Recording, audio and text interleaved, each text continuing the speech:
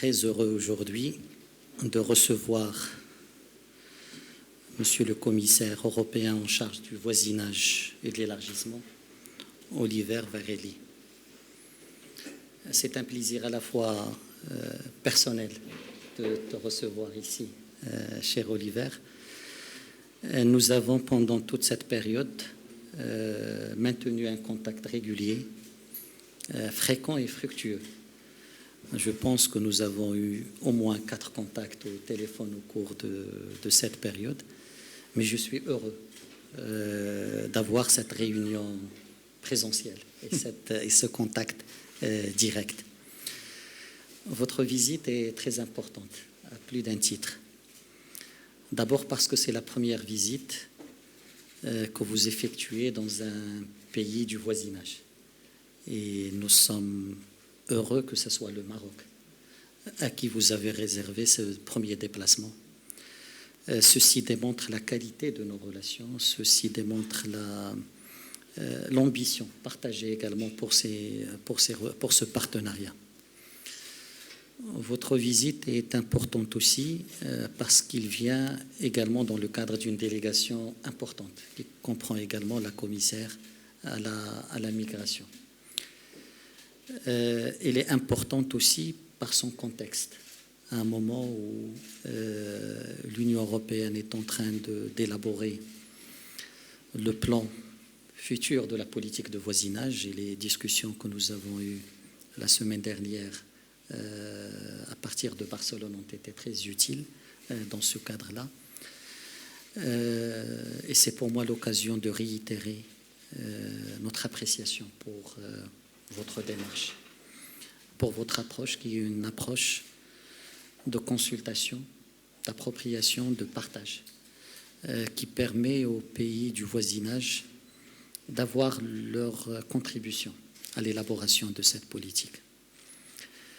Le timing également par rapport à notre partenariat bilatéral, où nous avons eu déjà une première visioconférence le début du mois de novembre avec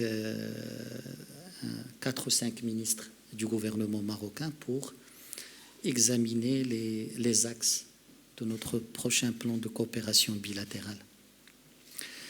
Et je pense que ce contexte fait de cette visite une visite importante pour l'avenir de notre partenariat bilatéral.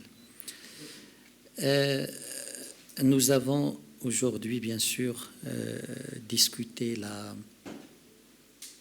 l'ossature de cette nouvelle politique de voisinage, réitéré notre appui à la démarche, à la philosophie et à l'objectif de cette politique, réitérer également notre souhait que cette politique de voisinage ne soit pas uniquement perçue sous l'angle financier, mais également sous l'angle d'un partenariat réel, d'une meilleure appropriation, d'une meilleure implication des pays du voisinage dans l'élaboration des décisions qui ont un impact sur leur économie et sur leur développement et qui sont prises par l'UE dans le cadre de sa propre politique. Et bien sûr que le contenu de cette politique soit plus action-oriented, plus dirigé vers un impact direct sur l'économie et sur la société. Sur le plan bilatéral, bien entendu, le Maroc entend toujours préserver les 4 espaces de sa relation avec l'Union européenne. L'espace valeur qui est fondamental, l'espace dialogue politique et de sécurité, l'espace économique et l'espace connaissance et éducation, avec quelques axes horizontaux comme le digital, comme l'économie verte ou comme la migration, qui doivent traverser l'ensemble de ces espaces. Le Maroc considère que cette structuration est toujours pertinente et qu'il faut maintenant l'alimenter par des projets concrets. Et les discussions que vous avez eues aujourd'hui avec le ministre des Finances et avec d'autres membres du gouvernement, je pense, vont nous permettre d'identifier les projets qui alimenteront ces 4 espaces. C'est pour cela que nous considérons que cette visite est opportune, importante et qui aura un impact sur l'avenir de nos relations.